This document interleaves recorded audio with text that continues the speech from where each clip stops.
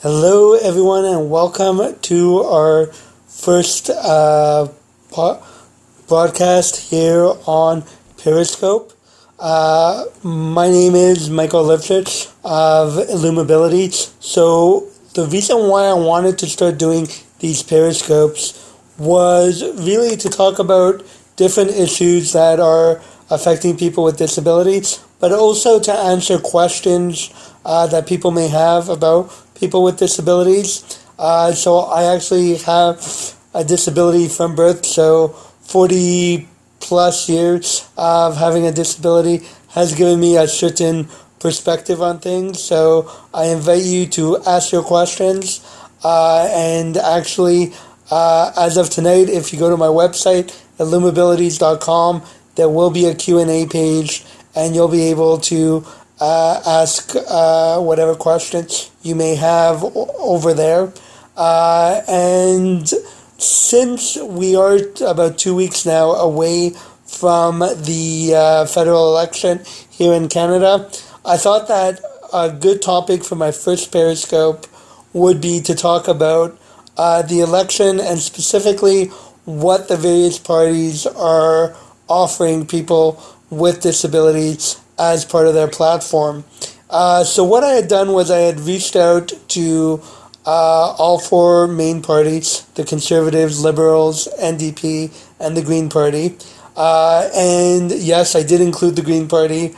I'm not one of the broadcasters. I figured let's include all four.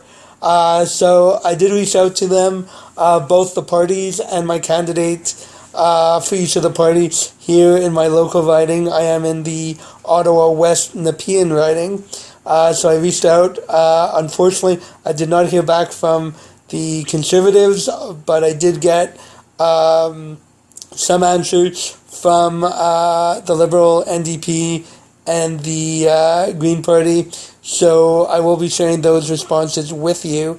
So the reason why I wanted to do this was I find that in Canadian politics, we don't talk very much about disabilities and issues with people with disabilities, particularly at election time.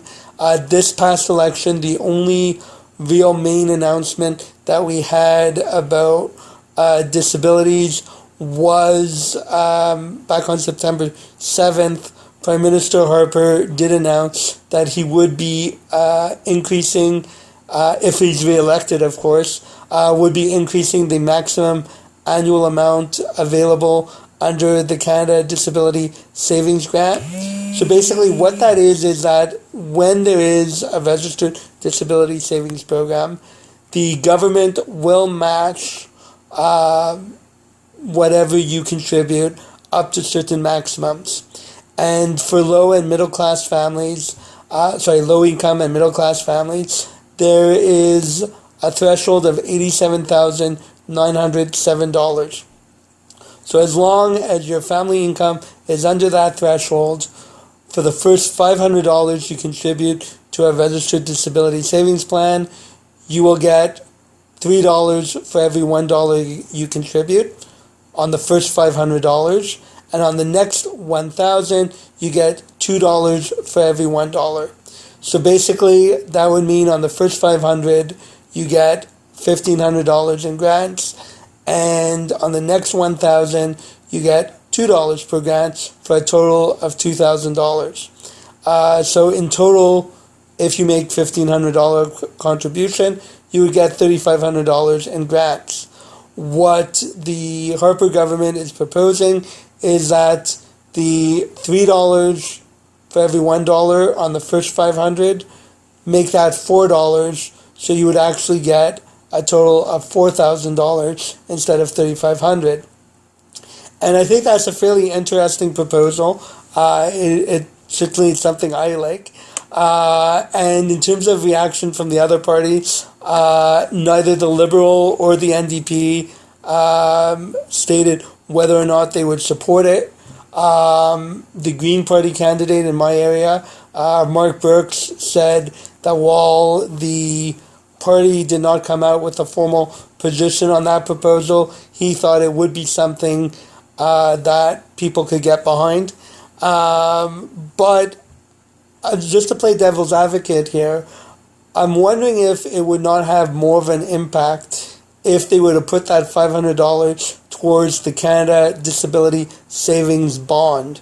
So whereas the grant matches what people put in, the bond actually is given regardless of if someone contributes or not. As long as they have an RDSP, they get the Canada Disability Savings Bond.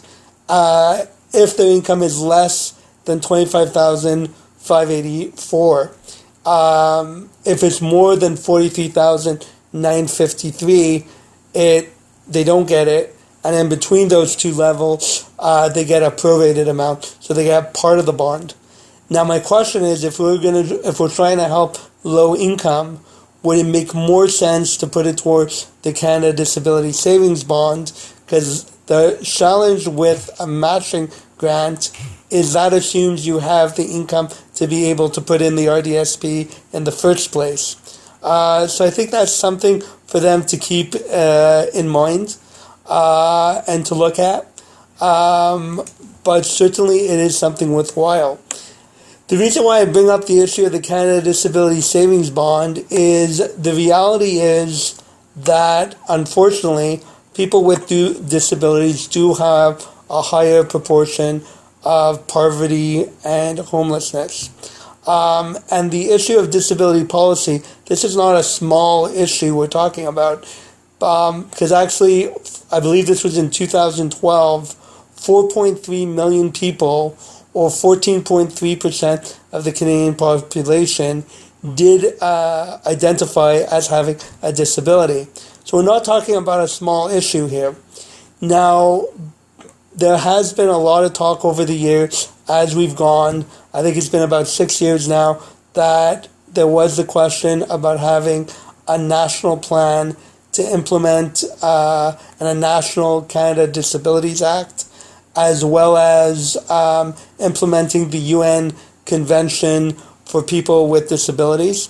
So for those who may not be familiar with it, back in 2007, Canada was actually one of 159 countries to sign the UN Convention on the Rights of Persons with Disabilities, and actually one of 126 countries to actually ratify it. So I think it's generally been the consensus of all parties that they should implement it. I think the question becomes how to go about doing that.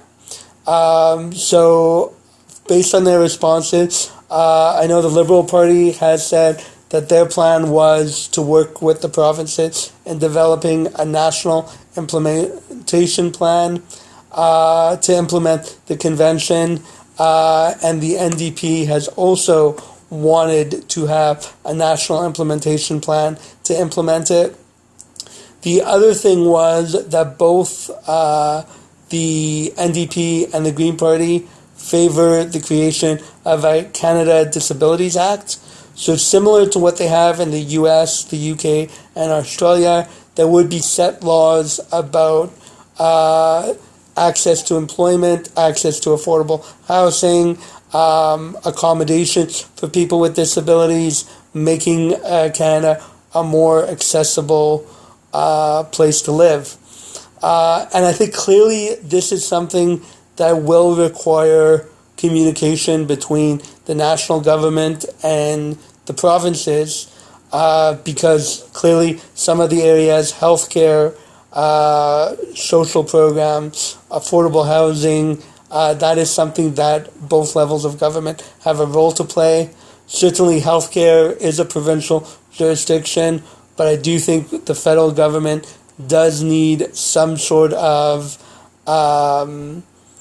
legislation or agreement with the provinces to help coordinate the programs that are available for people with disabilities.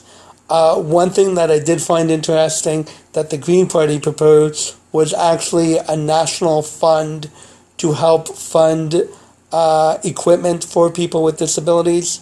So as those affected by disabilities, be it personally or with a family member, can attest to, the equipment can be fairly expensive, and the provisions that are available, the assistance through the provinces, vary from province to province. So I do think there is a role to be played at a national level to come up with a national strategy of what can be done.